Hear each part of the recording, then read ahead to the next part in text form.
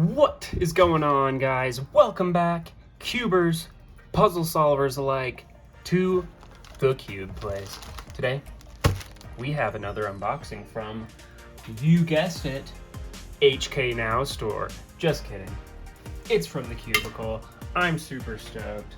Let's get right into it. This is a very, very exciting puzzle that I've been very much, it kind of goes back to my childhood when I very first got into cubing.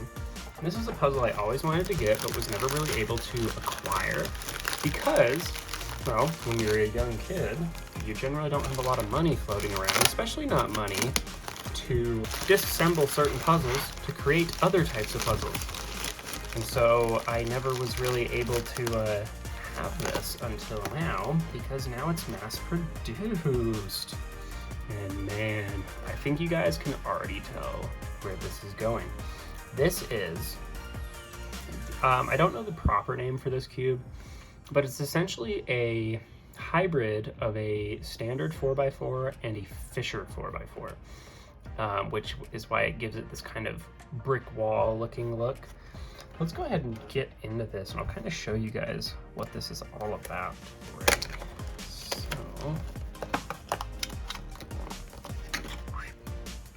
and man, this puzzle feels weird. So, so when people first originally started doing this, they would make them out of the original Moyu Aosu, because at that time, the Moyu Aosu was, well, one, it was one of the best cubes on the market, but it also had a Fisher cube version as well that was mass produced.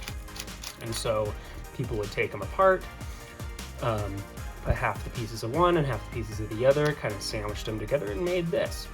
And so the only way you could have obtained a puzzle like this back in the day was by buying the original Fisher cube, or the Fisher 4x4, and a Moyu Aosu, and you'd have to disassemble them both and create basically two of these, one that's this configuration and one that's inverted. So you would essentially get two of these really goofy puzzles for the price of one really, really nice speed cube and one just kind of fun Fisher cube.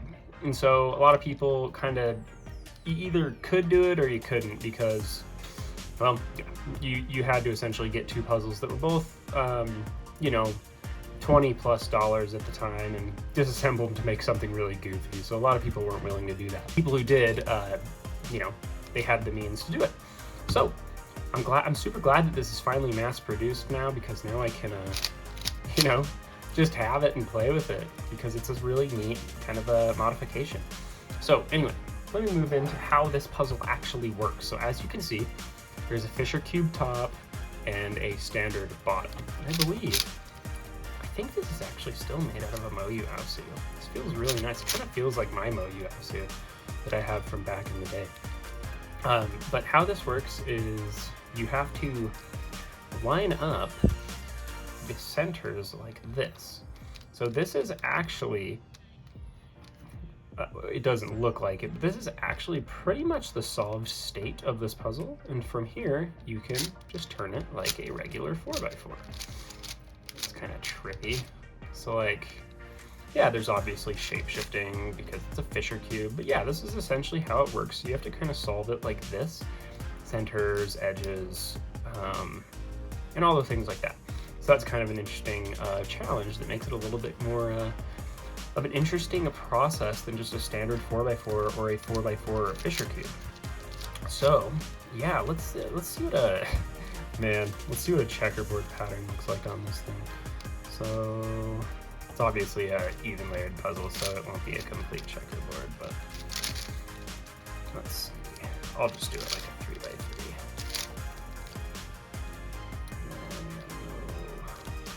This and like this. Okay, so that's a checkerboard. It doesn't look like a checkerboard at all, but that's funny. So yeah, guys, this is kind of what you can expect with this puzzle. And wow, I think I screwed up the checkerboard, and now I am currently in the process of scrambling this puzzle. Oh, maybe not. No, I'm definitely scrambling this puzzle. Without further ado, this seems like a really great opportunity to just go ahead and scramble up this puzzle and do a quick solve on it. Kind of show you guys how this all works. So, I don't know, for those of you who are new to puzzle solving, you just solve this exactly like a 4x4. So if you are kind of new to, if you are kind of new to puzzle solving, or yeah, you just kind of want a fun little challenge, this is a great option because it's, yeah, it's just really cool. It looks kind of intimidating at first glance, but really, like I said, it's just a 4x4. So let's go ahead and just give this a quick solve. I can't recall if there was any parodies. I think there's some false equivocations you can get on this puzzle, but I'm not really sure. So we're gonna find out together right here and right now. So there's our first two centers. So I guess the next part of this is going to be to figure out you know, kind of how we kind of want to orient these next couple centers. So I'm going to just start making these little 2x2 blocks, or I'll make one 2x2 block here. So how this color scheme is going to work is it's going to be red, and we'll have a white and a green. And so actually, let's just do it in that order. Okay, so we've got our white block here. And now up above, let's just find one of these white pieces and the green piece. Except we want them to be the opposite ones. Let's see. Here. So actually, this is going to be blue. Okay, so that makes more sense. And actually, here's one that's already put together. Okay, kind of, oh, no. It's got to be the other way. Man, I haven't done a solve on camera in a long time, so bear with me, guys. Oh, jeez.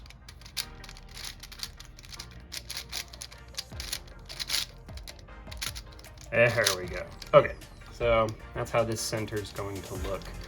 And then we will do the next center, which will be green.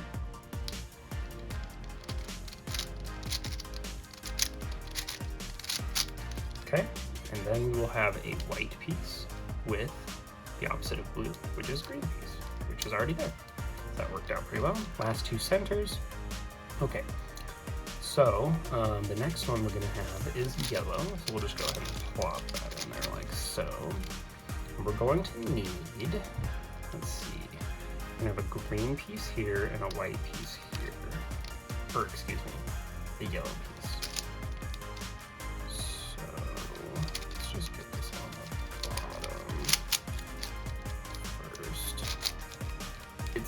It's like on a normal 4x4 I would like have no problem thinking through this, but this kind of just takes things out of perspective a little bit. So let's go like this. Oops. Okay, so we're almost there. Oh, there we are. Okay, so you guys kind of see how this looks.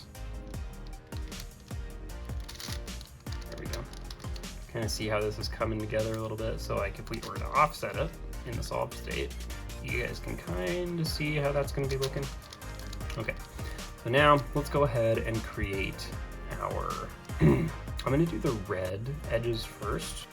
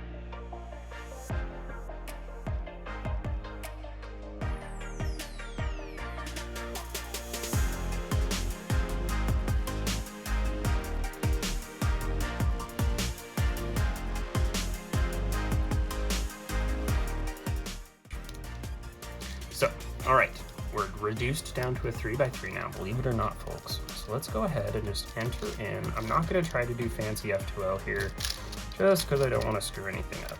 So we already determined that these edges were in properly. And actually, before I do this, let's go ahead and get our corners in. Okay, so we want our just standard corners actually down here. So here's one. Again, I'm not trying to speed solve here, folks. This is just... And another reason is because you guys saw that this puzzle can explode a little bit. So I want to be extra careful with that problem as well. Okay, so first layer's done. Now we can start plugging in. That actually came in, so I F2L'd that by accident. Okay, so this piece is going to go here. We'll do our little beginner's method algorithm to get that down into there. Perfect. Okay, this one will go down into here, like so. Okay, this one will go down into here. And we will find out if we have parity. And we do not. So in this case, we have an L, which means we're good. So we'll just do the little algorithm that gets us to our cross. Like so. There's our cross. And I know this OLL, but I don't want to screw it up. So I'm just going to do a soon, and doing this, that OLL with a soon will give us a soon. So, and there we are. Okay, so now from here, the hard part, in my opinion, will be to figure out if we have PLL parity. And just looking at this right now, I can tell we absolutely do have PLL parity. Why is this? Because we have a block here and a bar here. That is impossible. So I'm going to try to reduce this down to a little bit of an easier case. I can do this by putting this block in the back and doing an A perm. And that should, in theory, give me something a little easier to work with. Okay, so here we are. This is an impossible case. It's essentially where you have two edges switched, which is impossible on a 3x3. So there's a couple ways to do this here. We're just gonna kind of see how this ends up. So okay, let me kind of explain what I'm doing here. So if you speed solve 4x4, there's a really easy algorithm to fix this and turn it into a U-perm. But I believe that on a supercube, because this is technically a supercube because the centers do have specific orientations, I think this might actually screw up this center, but I should have a way to fix that. So we're just going to go ahead and do it, see what happens.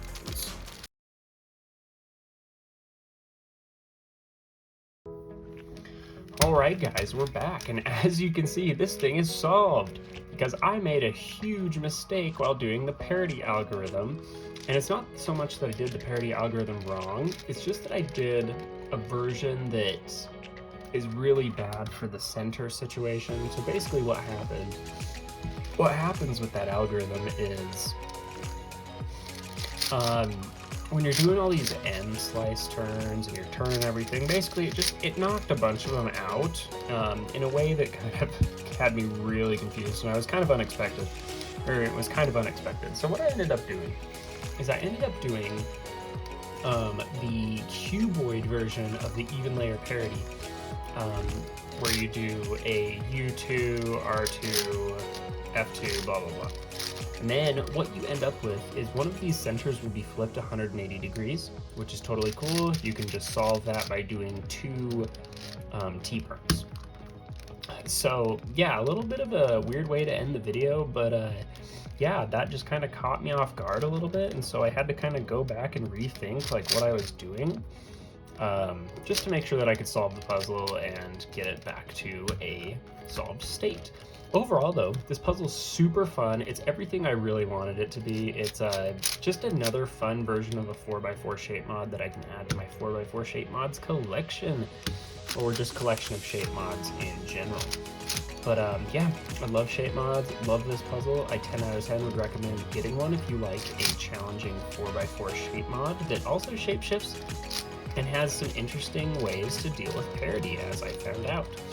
So anyways, guys, that's pretty much all I have for you guys today. I'm going to try to be posting a little bit more throughout the next couple weeks up into Christmas. I've got some really big things coming, so I hope you guys stay tuned. And yeah, look out for the next couple videos. They're going to be absolutely epic. So without further ado, guys, yeah, that's all I've got for today. So yeah, if you guys like the video, go ahead and leave a like, leave a comment. Let me know if you guys have any feedback for me. I'm trying to, yeah, like I said, trying to be as consistent as I can be with this whole YouTube thing.